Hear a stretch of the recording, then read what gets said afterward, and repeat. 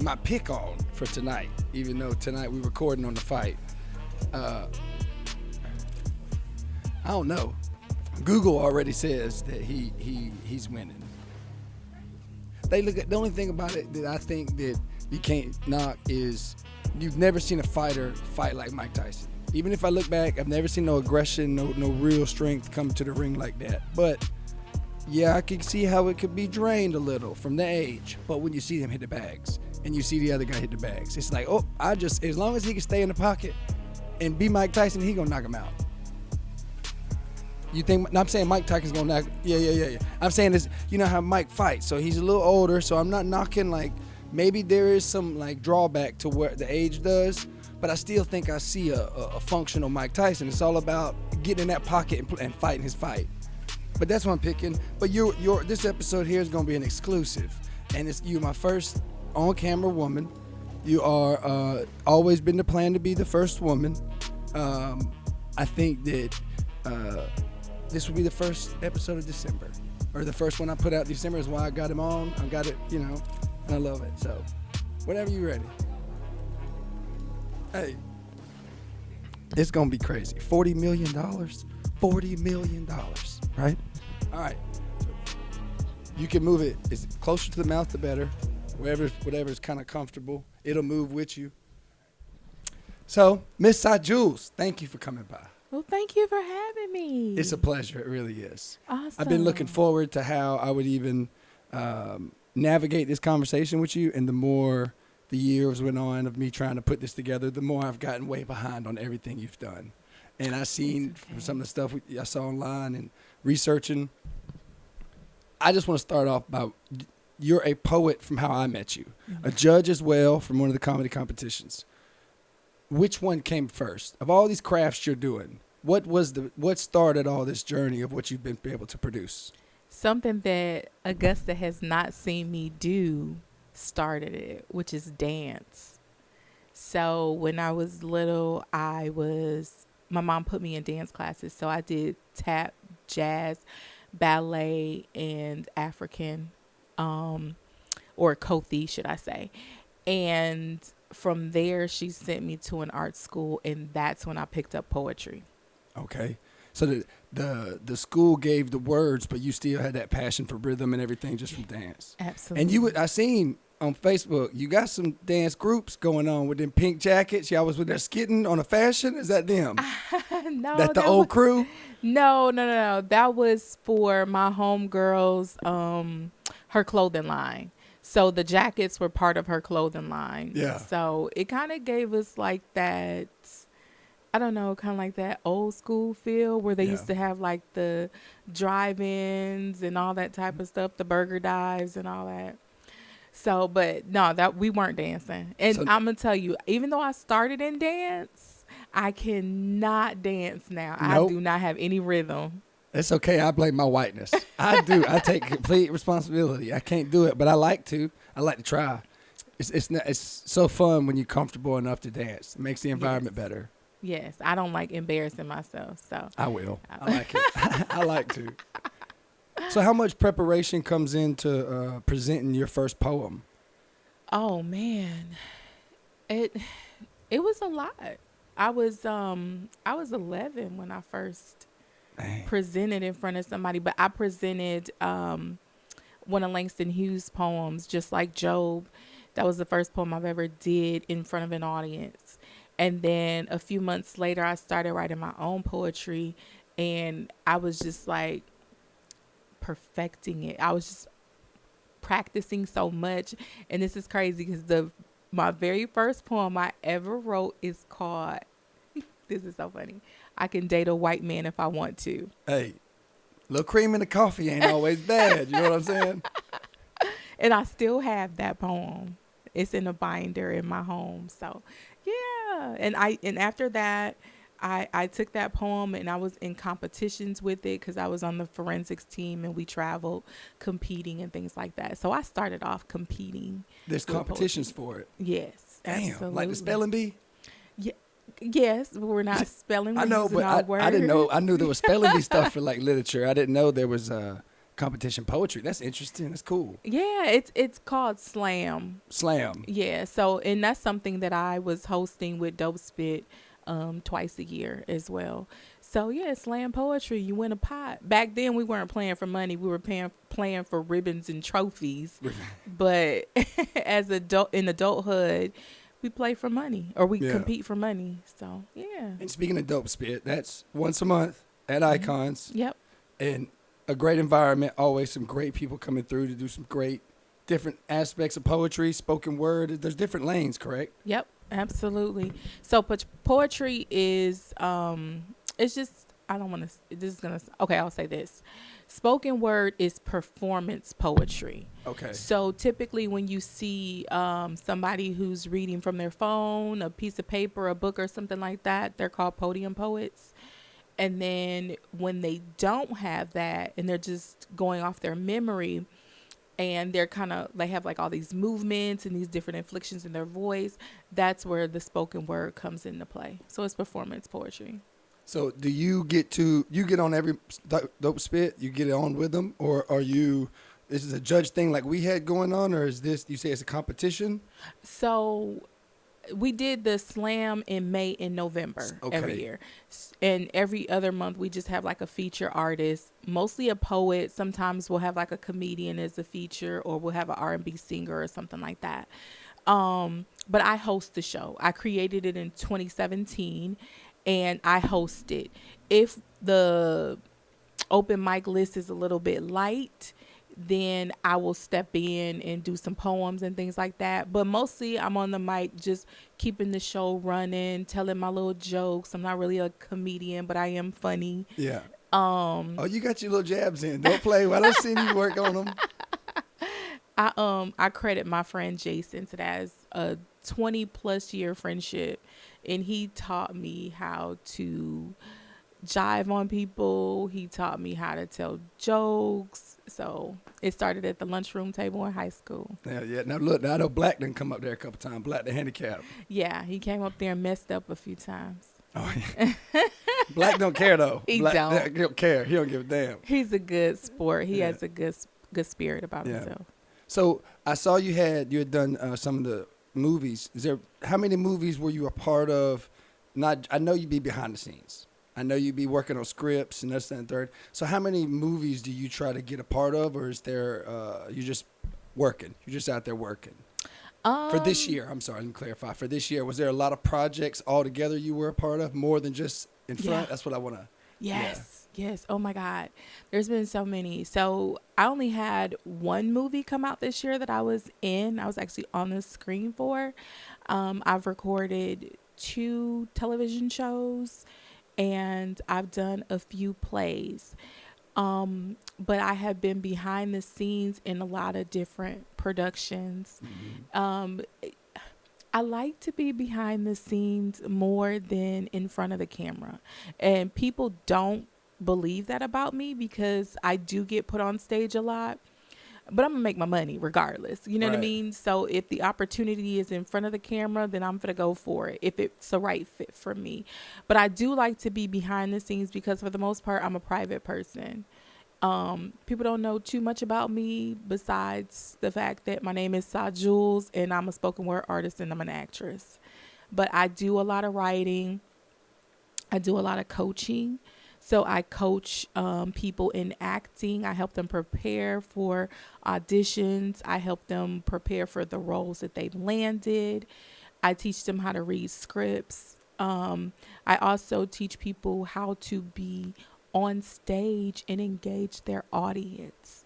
So I do a lot of that behind the scenes. So yeah. I'll tell you what, you gave a lot of comedians in the competition, coming from a stage presence perspective, I feel like you gave great insight for that. I know I would try to listen and gather in and hone in for my work on some of the advice I was given, and I appreciate all the advice, trying to navigate and give it to us. Well, thank you. Some of the guys just don't agree sometimes. Some of the guys just think that they're better than the advice. Mm-hmm. And it's good that people have passions just for these specific things that still correlate so their roots go deep in every other aspect of the stage. Absolutely. Yeah, it's great. I will say you were one of my favorite comedians, right? Because you have like this warped sense of humor, and so do I. I laugh at stuff I should not laugh at, and I make jokes about things that I shouldn't. But what I like about your comedy is it's real. You know, it's your life, and you can tell it in a way that makes it funny. Yeah. And it was a pleasure to watch you on stage every week, pulling that advice and applying it that the judges had given you. And you just got better and better every week. And I was just like, oh my God, he's like my favorite. But I couldn't say that when I It's was all right. judging. But yeah, I'm working. I feel like that now I don't have the same stage time to go get on stage like I did then. But I'm still working on. I'm still working on different bits, building. I don't know. I'm nowhere near some good as Cedric or some other guys I know from other locations. Shout out to Columbia comedians. I got a Pudgy. Shout out to Pudgy. I know this is recorded late. Won't be on that date, but he's flying to Vegas, so probably he's already touched down in Vegas. yeah, I saw And will that. be at the Jimmy Kimmel Comedy Club doing a promo and competition type of thing. It's hard. My comedy is hard to get across to people because it is funny, but at the same time, I don't know how far I'm not supposed to go because I like being able to push the envelope. And I don't mind the booze. I don't mind. It don't feel good walking off stage to a flat crowd after saying some over-the-line shit. But at the same time, it feels good, too, walking away. Oh, I did it. Mm-hmm. I said what I said the far as I was willing to go with it, and I'll draw it back now and figure it out. So it's Gotcha. fun. I don't know if it's the same in poetry. I don't know if it's the same in movies. I don't know, skits, all that stuff. It's all different. It all has different angles and approaches. And then it's like Carlton Clay.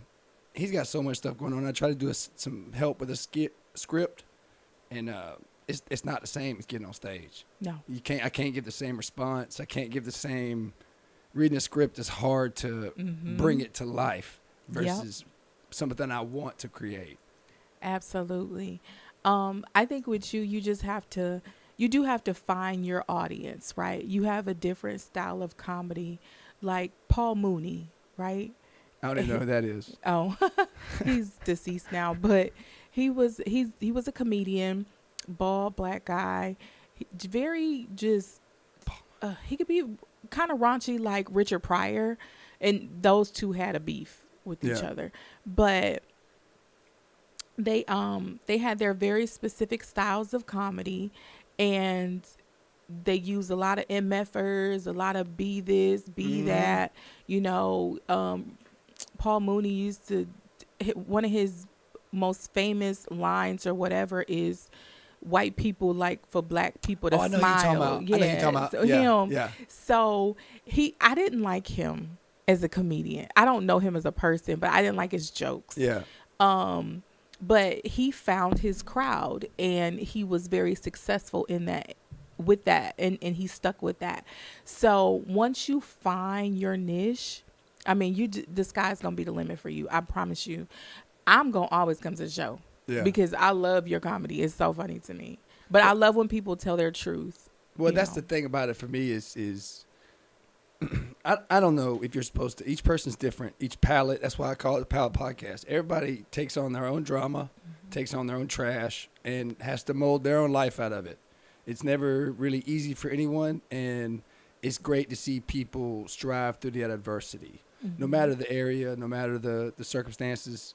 But I do agree. A lot of stuff we do, it brings life, and if you come, it is enjoyable. It is far.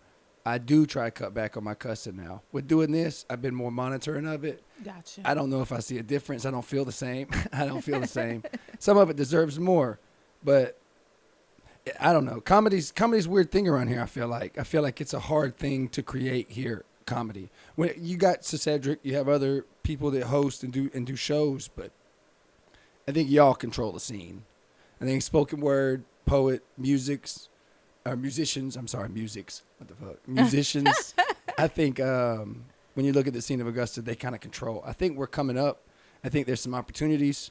I'm going to be trying to shoot for a day and a show to create an improv show. Okay. I will be trying to get as many people as I can involved. It will be an interactive show with the crowd. It will be. I will not be hosting the first one. It will be directed by some comedians out of Atlanta. Okay. They have shown me the ropes. I don't remember all the ropes, so we're going to go through the ropes together. You know what I mean? But those are still so many different avenues of theater, I guess, performance Yeah. arts, I guess they're all under. Yep. Yeah. Absolutely. My GED kicks in as bad. Ah. Let me get this. Look, I know that this year alone, though, you have a list of things. Last year, you was 23 Best Female Poet of the Year. Yes. You got cover of Urban Pro Weekly. Yes. The chapters poem, I read it. It was delightful. Thank You hit you. up school events, talking with kids. I know Sisterhood 2 was the movie you was Yep. in. And you did a fashion show or two. Yep. Now that I know that it wasn't the dance crew getting back together. So now that's 2. And then you also went and talked to the film commission on a subject of just talking film. So I was curious about the talking film thing you did. What are those subjects? What does that conversation range look like in one of those environments of talking about film? Oh man, that was like amazing. Just to sit in a room with people who actually have movies on Netflix, that have worked with A-list actors. That was, and one of the actors in the room, he's in the Netflix series Joe. I remember that. Joe? Yeah. I think I've seen that. Yeah, Crazy Joe. I Crazy love Joe. that. I love that show, but he is cuckoo. But that was just to soak up the knowledge, the information, because you go for information. But I will say the biggest thing that I walked away from with those conversations, because one was at the theater and then one we had a luncheon. So they said, be kind, right? Because nowadays, especially when Cat Williams came out at the beginning of the year and opened up Pandora's box, all this crazy stuff is happening in Hollywood, right? It's been happening, but there's a microscope on it now. And people get a bad rep, or we're told that so-and-so is so mean and anal and da-da-da-da-da, and they don't get their way, so they throw tantrums. But the biggest thing that I walked away from in those conversations was be kind. You don't have to be nasty to people to get what you want. Yeah. You can attract more, bees with honey, or more flies with honey, whatever the saying is. That's a good saying. Yeah. Bees with honey, yeah.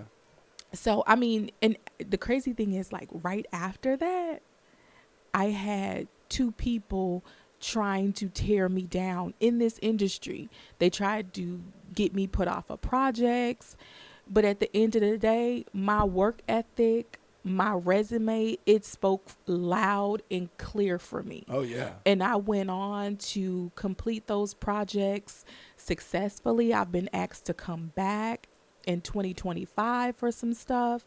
So being conniving and underhanded, those are all things that they were talking about at these functions. They said it's not going to get you very far. Yeah.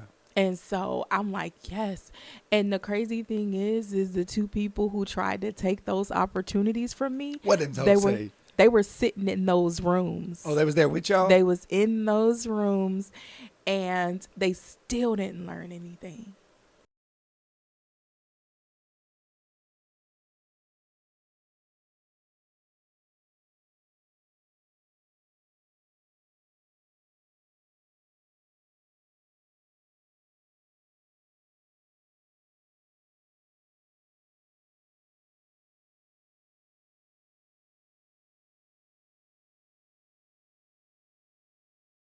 Damn.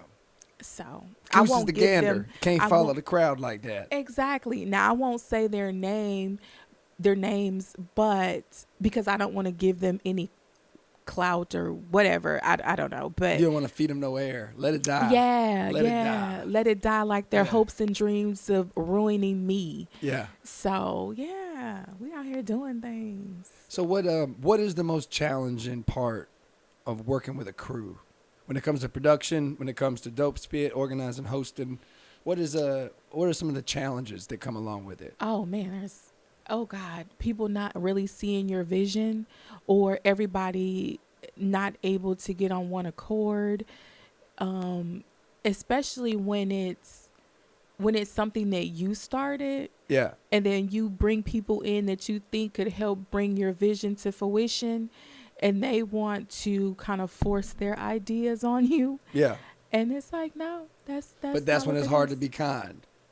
Because No, I would, if I'm trying to correlate back to what you said before. If I'm in them shoes and I got the idea, it's not all, it's like I had a post the other day. It ain't got to be my idea, but it's got to be the best idea. mm-hmm. And if it ain't the best idea, then what I'm trying to create, you got to see what I'm trying to create to understand the idea. If you That don't is understand true. the idea, then we're just fighting for no reason still. You just want to create what you want to create and make it your idea versus Right. depleting what I've got on the table.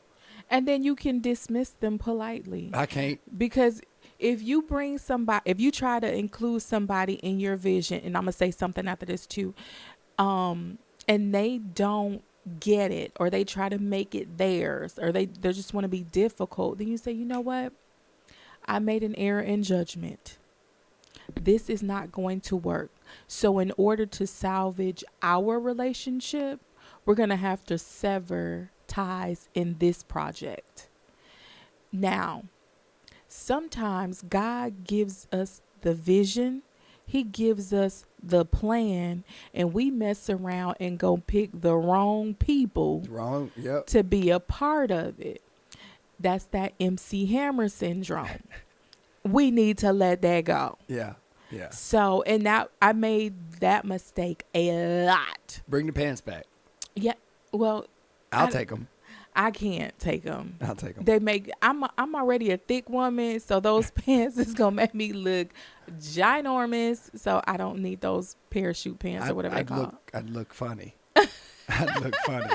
Big bottoms and little top, like a bowling ball pin. With Yeah. the patent leather shoes Yeah. they used to wear. Yeah. That's funny. It seems frustrating. I get to just discussing a date for a show or considering to do something in the business side of everything, and it ain't all fun and peachy keen. It seems quite stressful. It is. It's I don't know. How was it working with Carlton Clay on some of these projects? I know you and him have worked on some projects before. How was that experience? I know that he has a great show, 365 Mm-hmm. Black Excellence. Yep.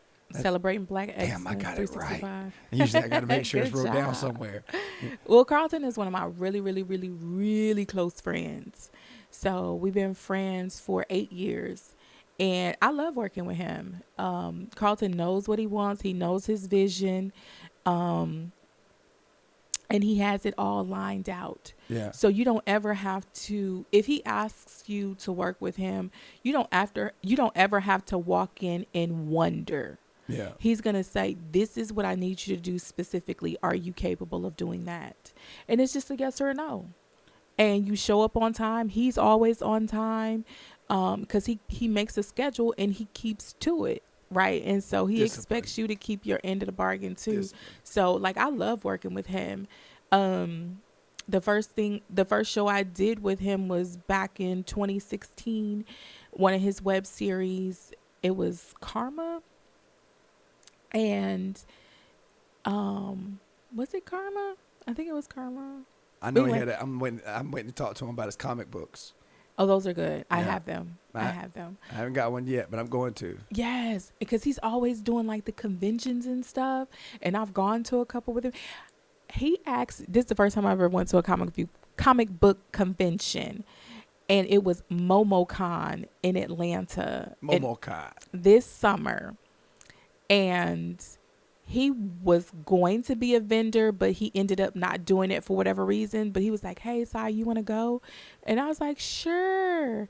And it was like culture shock for me. Books everywhere. I thought we were at like a Freaknik for comic books and superheroes. There was so much butt out and so many boobs showing. Oh yeah, the anime ain't no joke now. I'm like, these people are naked. Yeah, they just out there. It's just, you one slip away from putting a coochie in the hay. Oh my God. Are you just one like a half a step away from having your nose up somebody's hairy tush on the escalator, which almost happened to one of us, but I will not say who. Let the bush hang. That's what I say. Braid it up and bring it down. That's I funny. ain't lying, shit. It's, hey, look. Speaking of stuff, look now. This is a book you got, emotionally unstable. Yes. I can't read, y'all. We done talked about this. This is a book I've had for a while. I've read majority of it. I ain't gonna lie, I didn't finish it yet, but I have lost it so many times trying to bring it. Is that for I'd be at a spot, ask if you come, and I might come, and I ain't been able to get it signed. So I want to get it on camera, man. All right. Now it is on Amazon. Still? It is on Amazon. On yes. Amazon, emotionally unstable, about love, depression, heartbreak. Being woke. Yep. Everything. Like, what does it say on here? Love, depression, heartbreak, uncertainty, and being woke. Yeah. Yes. It's got some good stuff in there too. You need to check it out. It definitely takes you on a journey. And that's what my poetry is. My poetry is about me, my life. So at any given moment, I can be super happy and upbeat. In the next moment, I'm sad and depressed, or I'm angry. And that's all in this book. Yeah. All of that. So, yeah. It's really cool too. I think I do believe I'm correct here. I had Aaron Kinzer's on, and it got his poet book from Outside the Margin of Error. That's available on Amazon as well. Mm-hmm. And in he has a different approach with his poetry, but you can feel it. Absolutely. Some of I hadn't talked to him about it. We talked about it off camera or whatnot, but some of them I can understand the sale. I can put myself back in that placement as a juvenile and stuff like that. So yeah. I don't know the experience as a fool, but you can feel his emotion. Yeah. And same goes for some of yours too. Not talking about the same stuff all the time and not the same scenarios at all, but still definitely not the same scenario. Still brings you on a roller coaster. You can feel the emotion. Yeah, absolutely. Aaron has or AKA One Love, as he goes by poetically, has quickly became one of my favorite poets. I have his book as well. He's doing some phenomenal things. That man got out of prison and is being a pillar in the community. You know what I mean? So I can appreciate everything he is doing. I can appreciate his journey. I'm just praying for the best for him, because that man he's phenomenal. He's all wheels right now. Absolutely. All wheels. And not losing no momentum, and I love it. I think it's a fatherhood, manhood. The Manhood Tour. The Manhood Tour. That's it. The Manhood Tour. Check out them on Facebook. Fathers, if you want to get involved, reach out to them. I think there is a sign up or some sort of involvement stuff they got going on from time to time. Check them out. Aaron Kinzer, One Love. They're at May Park every Wednesday. May Park every Wednesday. Yep. There you go. I do think that it's great, though. I think that different, diverse viewpoints on poems. When I go listen to the open mics that aren't really for us, we step it. We come on in on a little spoken word mic, and they are different. Dope Spit welcomes all genres of artistry. It's hard though. I follow the only positive time I felt like I got a receptive, and you were there. I forget where it was. It was behind Aaron. And I was like, I'm white. I got to take a minute. Y'all give me a second. And I went in and done like a great 8-minute set. Ah, man.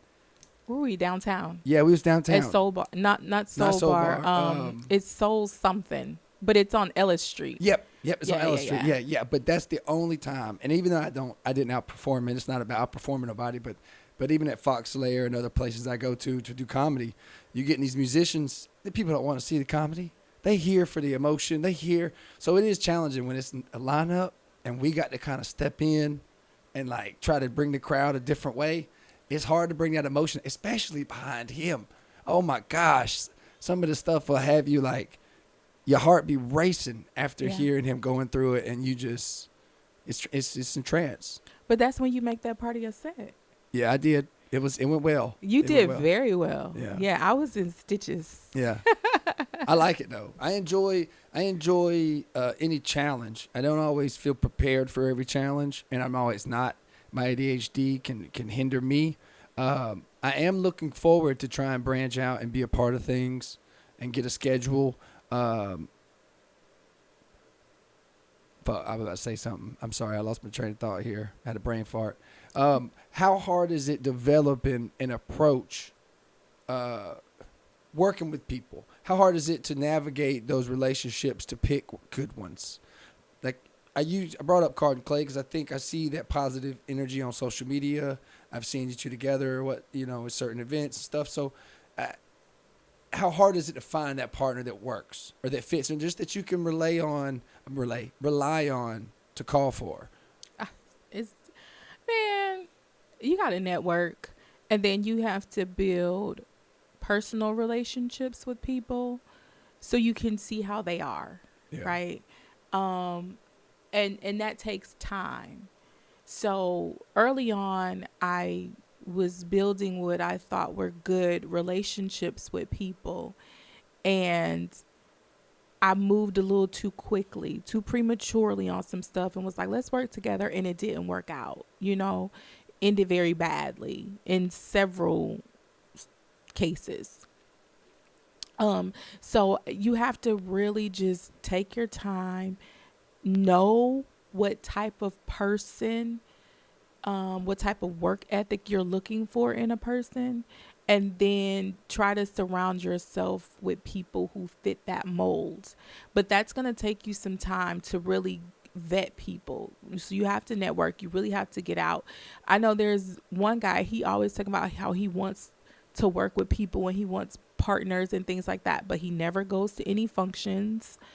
And I'm like, if you're trying to put on a certain type of show, it would behoove you to go to those shows. Yeah. So you can meet the people in that arena. But he just refuses to do it. And he always calls me, Sa, you know somebody, da, da, da. I do, but I will not refer them to you because you are not consistent. Well, I will say this. It is, I don't know, I have a full plate, but it is challenging to network and be committed to, I try to be as involved as I can with the circle of open mics, the circle of shows, entertainment in itself. Because I do think there are some fantastic talent around town. Musicians, poets, artists, rappers, comedians, television. I think there's a ton of stuff going on that brings a lot of energy from Augusta. Absolutely. And it is a shame that I will agree. I don't know this person, but I do think that I see the same thing of people, they say, and then we can't get that follow through. Even to try and link up and find that time to put the work in and figure out the details. A lot of times people don't be busy. They be BSing. Yeah. Can we cuss on here? Yeah, I don't give a fuck. They be bullshit. Yeah, they be bullshit. Back on their bullshit. Big X the plug. All right, like, that's a good song. But the thing about it is people say that they want this in the entertainment industry, right? They want this, but then they treat it like it's a hobby. Yep. Like it's always going to be there. Your time will pass and nobody's going to wait for you, right? So I work a full-time job. Yep. I do my artistry full time. I put shows on constantly. I've been doing that since 2016 here. Even before my son went off to college and then the Air Force, he was in travel ball and had different activities going on at school. I was very involved parent. Never missed not one event for my son. Even now, I'll fly across the country to catch his event. Yeah. And I still show up. If I commit, I show up. Yeah, you give your word, you're going to follow through. Absolutely. And so people have a habit of saying they're going to do something and don't do it.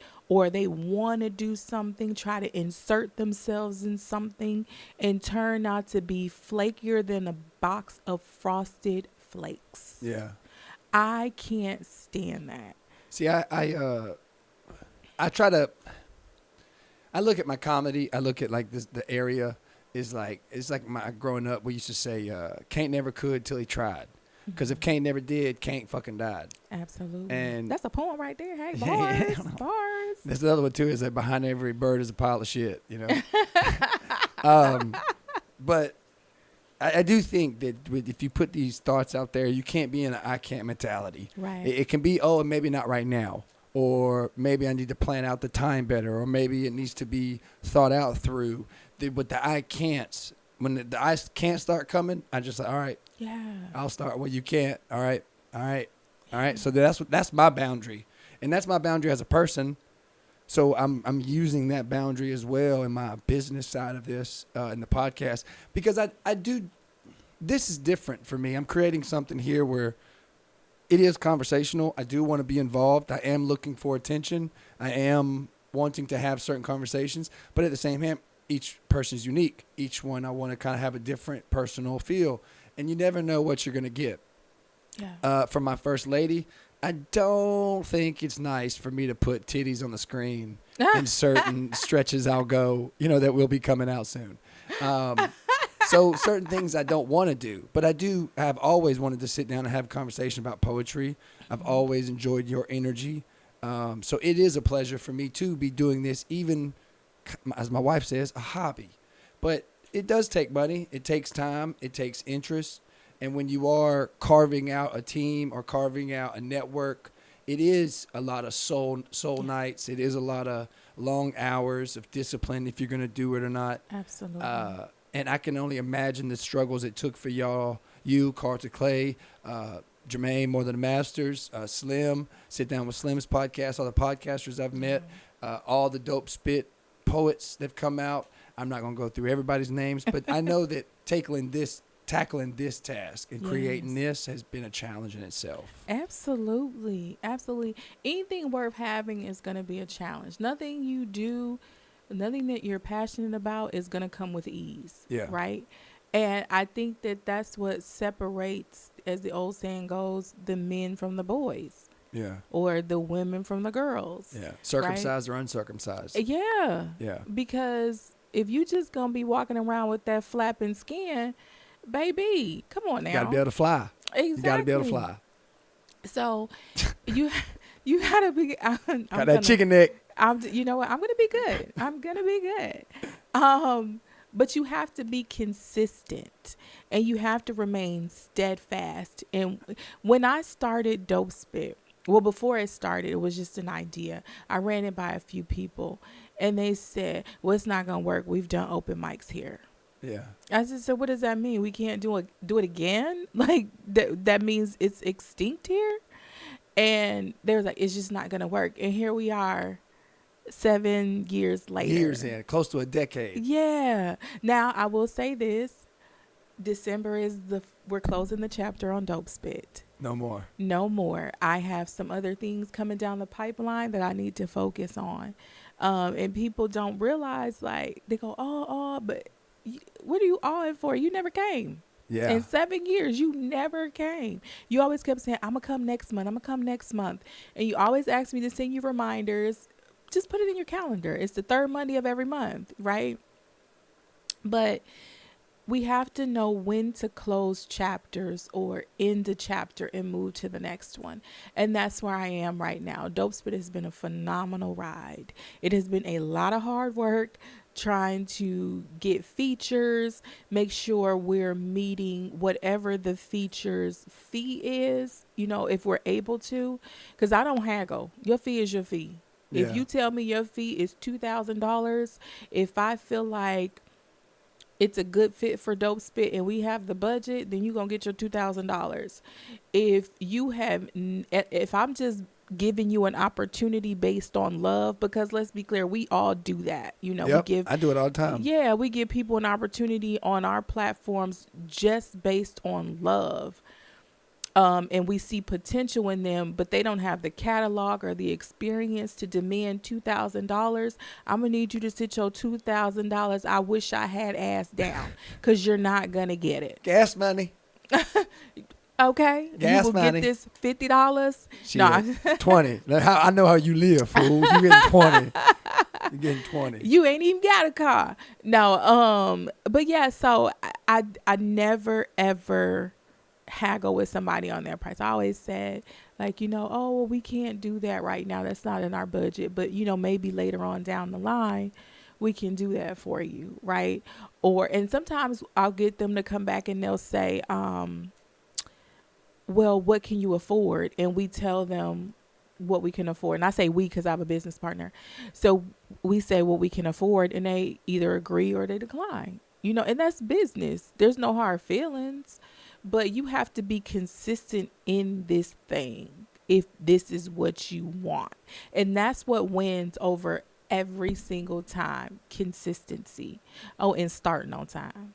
Starting on time. Look, the cracker in me gets it all. It irks me out. I'll be outside smoking cigarettes left and right. Be like, God damn, it's been 30 minutes. I'm going to smoke 3 more because we're starting an hour late. I'll be, for real, I go on set and my mouth just smells like King Newports. That's what it smells like. It tastes like everything. Just smoke shit out of them. Now, I know it's wrapping up and it's closing. And I'm sorry to hear that. I know that you'll have something new in the works and something coming. For people that want to create a show, they need to have what things to be started to have the direction. I'm assuming a date, a budget, yep, a place, yep, and what? Promotion? Promotion. You need to have, do not ever, ever, ever rely on ticket sales. Right? Yeah. So that's why if you come to Dope Spit, if we have 10 people in the audience or if we have 100 people, my artist is still going to get paid. My venue is still going to get paid. So what we pay them out is not predicated on what we bring in the door that night. Yeah. So you need to have your budget lined up. So that means if you don't already have it from your own personal money, you need to fundraise. You need to sell some ass, slang some D, whatever you got to do. Gigolo for that hoe. To have the money. Then you need to pick your day. Then you want to pick you want to decide if this is going to be a one-time thing or if this is going to be reoccurring. And then you want to decide how often is it going to reoccur, if it's going to be a weekly, a monthly, or whatever. Of course, your venue. And then a lot of shows, they need a DJ or a band, something to clear that dead air, that dead space. People do not think about that. And no, your Spotify playlist is not gonna do. Damn. I was thinking in my head, like, I was gonna turn all this court on. A great DJ will get that crowd going. Yeah. They set a mood. You need a host for this show. A lot of people want to put shows together and they're like, well, I'll just host, but you don't know how to engage the audience. You can have 7 people on your lineup. 4 of the 7 people could be horrible. It is your job as the host to reel your crowd back in. It's such a different thing. I ain't done it yet. I got offered an opportunity. I don't know if I'm going to do it. I don't want to do it. I don't want to do it by myself. Why? No, because okay, so then it's like I'm going to get up there and try some new shit and be funny. Maybe by the third, like comedy show wise, 3rd or 4th going up, I'll feel better. But the first 3, oh no. That's like I'll get somebody to come do half and half with me. Gotcha. Where I won't be introing and ruining, because it's still hard for me to remember, I got to shout out the venue. I got to discuss the bar. I got to make sure that any upcoming events. Hey, you see it on my board. I got shit wrote down and keep, like, it's hard. So when it comes to hosting, I don't want to ruin the show by making it not what it's supposed to be by not filling that role. So to have a lead, to be like, okay, I saw what he did there. That's what he touched on. I'm going to touch on this. And like use that advantage as a more experienced host to come in and help me learn how to host. I don't like this whole let's fucking walk and do it just because we think we can. A lot of people think that. And it's just not. I've seen so many hosts bomb.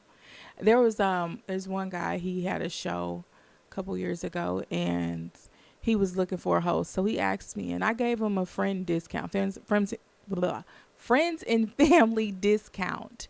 And he was like, oh, that's just too much. I was like, I really don't think, it wasn't even $200 to host a 3-hour show. Oh, that's pretty good then. Exactly. I mean, that's a pretty good deal.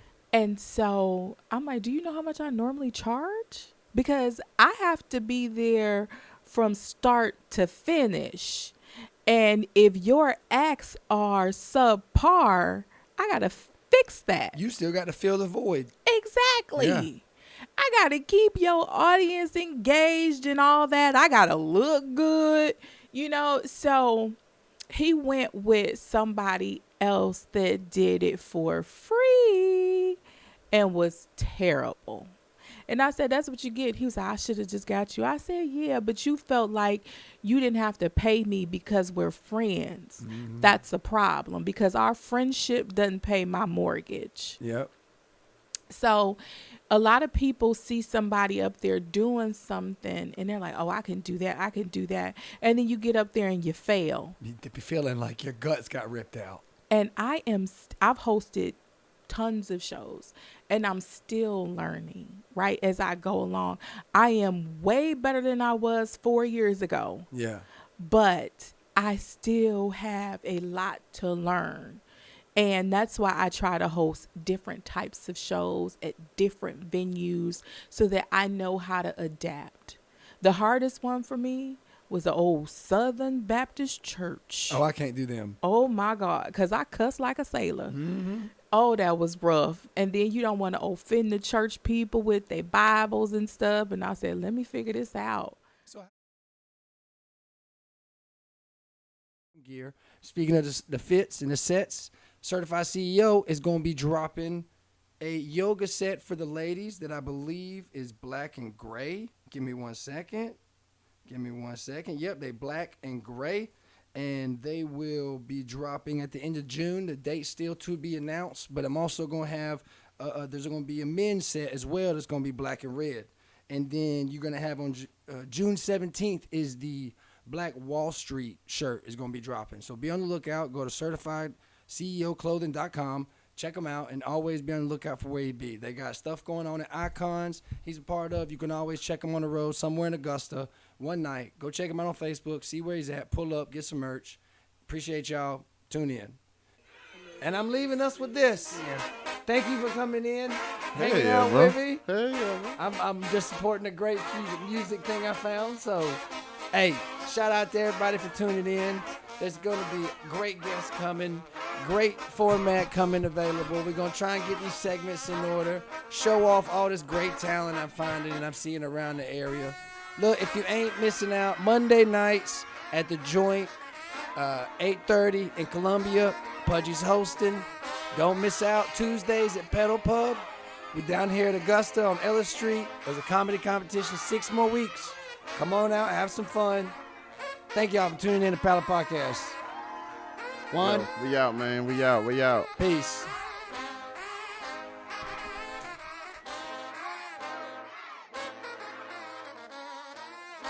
Wow. So how is that? I feel like the more I create, the more I get involved, network, I am still only limited to my lane because I don't want to do no church.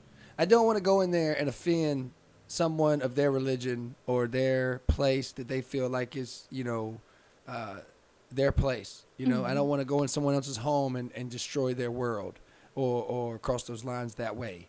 So I know that I don't feel like I'm ready for those lanes. I don't want to take them. Gotcha. Maybe if I get down the line and I get better, more clean comedy and work on it more. But right now I still, I've only done 2 clean sets. That was the competition with you and the competition at Pedal Pub. Okay. And both times I feel like we're decent, but I couldn't do it again regularly. I wouldn't be able to keep my mouth shut. And I keep hearing about the churches. And it's like, that's why I don't want to host. I just want to be the comedian that laughs and talks. I enjoy conversation so much with everyone and different individuals. I see so much talent, like I've said again.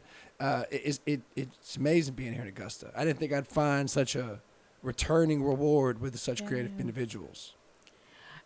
Augusta, the CSR area is so rich with talent. I appreciate it so much. And all of the people that I've connected with, it's been just a truly amazing experience. But I would say this, if you are not comfortable doing something, don't do it. Yeah.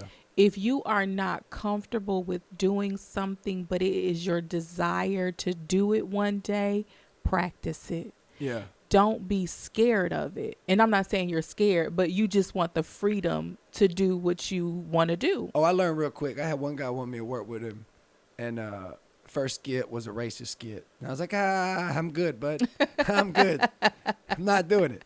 I mean, maybe down the line, once I've established a skit and there's a persona and this was clearly looks like a skit, I'm not about to put my first skit out. Oh, hell no. Nope. That's a wrap. That's a wrap. I get you. I wholeheartedly understand. Standing in front of a church crowd, hosting an event, when I know I cuss, like my daddy, oh my God, it was terrifying. But I did not slip up and cuss. I think I said hell. However, there's a heaven and there's a hell, so I was okay with that. That's always the argument, ain't it? Yeah, Exactly. I can say this shit. Technically, you can say ass. Because it's in the Bible. It's a donkey. Technically, you could say bitch. Yeah. Because that's a female dog. I mean, technically. Technically, you could say fuck because that's just sex. That's how I look at it.